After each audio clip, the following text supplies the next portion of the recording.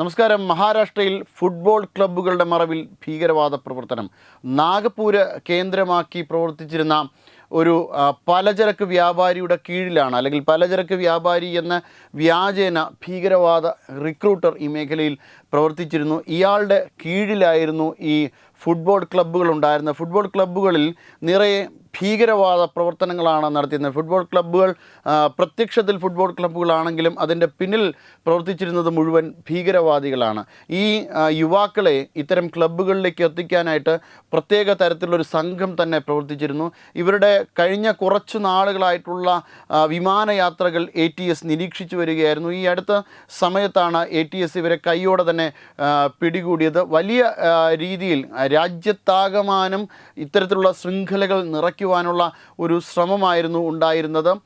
യവത്മാലിലെ പുംസാദ് ക്ലബിൻ്റെ കീഴിലാണ് ഇത്തരത്തിലുള്ള ജിഹാദി പ്രവർത്തനങ്ങൾ ആരംഭിച്ചത്. കേരളത്തിൽ MEX7 എന്ന പേരിൽ യോഗ പരിശീലനം, അതോടൊപ്പം തന്നെ വിവിധ തരത്തിലുള്ള വ്യായാമം, സുംബ പോലുള്ള പ്രവർത്തനങ്ങൾ, സുംബ പോലുള്ള വ്യായാമ മുറകൾ, ഇതൊക്കെ പഠിപ്പിക്കുന്ന ഒരു ടീം, ഒരു ഭീകരവാദ സംഘം കേരളത്തിൽ എത്തിയിരുന്നു. അതായത് പ്രത്യക്ഷത്തിൽ നമ്മൾ നോക്കുമ്പോൾ മുതിർന്ന ആൾക്കാരെയും മറ്റ് എല്ലാവരെയും ചേർത്തുകൊണ്ട് വിവിധ തരത്തിലുള്ള വ്യായാമ മുറകൾ പഠിപ്പിക്കുന്ന കേന്ദ്രമായിരുന്നു. ഇതോടൊപ്പം തന്നെ ഇത് ഒരു ഫ്രീ ആയിട്ടായിരുന്നു ജനങ്ങൾക്കിടയിൽ പ്രവർത്തിച്ചിരുന്നത്. അതുകൊണ്ട് തന്നെ ഇതിനോട് വലിയ താല്പര്യമായിരുന്നു ജനങ്ങൾക്കുണ്ടായിരുന്നത്. ആദ്യം മലപ്പുറത്താണ് തുടങ്ങിയത്, പിന്നെ കോഴിക്കോടേക്കും കേരളത്തിൻ്റെ വിവിധ ഭാഗങ്ങളിലേക്കും വ്യാപിക്കുകയായിരുന്നു MEX7. അതേ മാതൃകയിലാണ് ഇപ്പോൾ മഹാരാഷ്ട്രയിൽ ഈ ഫുട്ബോൾ ക്ലബിൻ്റെ മറവിൽ ഭീകരവാദ സംഘങ്ങൾ വ്യാപിക്കുന്നു എന്നുള്ള ഒരു വിവരം ATSന് ലഭിച്ചത്. അതിനെ തുടർന്നാണ് ഇവിടെ റെയ്ഡ് നടത്തുകയും ഇവരെക്കുറിച്ചുള്ള പ്രധാനപ്പെട്ട വിവരങ്ങൾ കളക്ട് ചെയ്യുകയും ചെയ്തത്.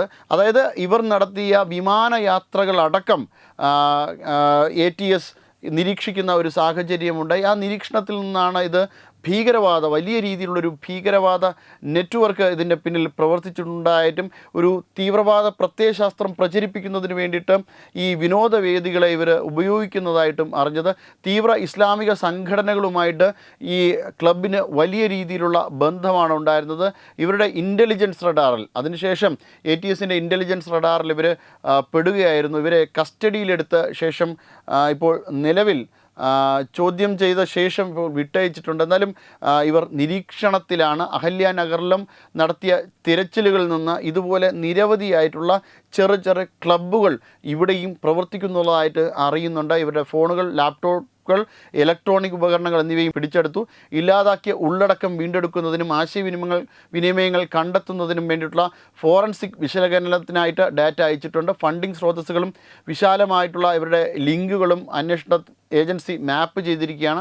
മറഞ്ഞിരിക്കുന്ന റാഡിക്കലൈസേഷൻ ശ്രമങ്ങളെക്കുറിച്ചുള്ള വ്യക്തമായ ഒരു മുന്നറിയിപ്പാണ് ഇതെന്ന് ഉദ്യോഗസ്ഥർ പറഞ്ഞു. കേരളത്തിൽ മുൻ സൂചിപ്പിച്ചതുപോലെ MEX7 എന്ന പേരിൽ മലപ്പുറം കൊണ്ടോട്ടി തുറക്കലിൽ ഇങ്ങനൊരു വ്യായാമ പരിശീലന കേന്ദ്രമുണ്ടായിരുന്നു. ഈ പരിശീലന കേന്ദ്രമാണ് പിന്നീട് കേരള മാസകലം വ്യാപിക്കുകയുണ്ടായത്. അത്തരം ഒരു ഭീകരവാദ പ്രവർത്തനം ആണ് ഇവിടെ മഹാരാഷ്ട്രയിൽ നമുക്ക് കാണാൻ സാധിച്ചത്. ഇത്തരത്തിൽ ഭീകരവാദികൾ ഡിജിറ്റൽ ജിഹാദ് പോലുള്ള, ലവ് ജിഹാദ് പോലുള്ള പ്രവർത്തനങ്ങൾ നടത്തി ഇപ്പോൾ ഇന്ത്യയിൽ മുന്നോട്ട് പോകുന്നുണ്ട്. എന്തായാലും ഇവരെല്ലാവരെയും തന്നെ നോട്ടമിട്ടിട്ടുണ്ട് ATS പോലുള്ള കേന്ദ്ര ഏജൻസികൾ. എന്തായാലും ഇവർക്ക് അധിക നാൾ ഈ ഇരുട്ടിൻ്റെ മറ പറ്റി പിടിച്ചു നിൽക്കാൻ പറ്റുമെന്ന് തോന്നുന്നില്ല. എല്ലാവരും തന്നെ പിടിക്കപ്പെടുകയും ചെയ്യും.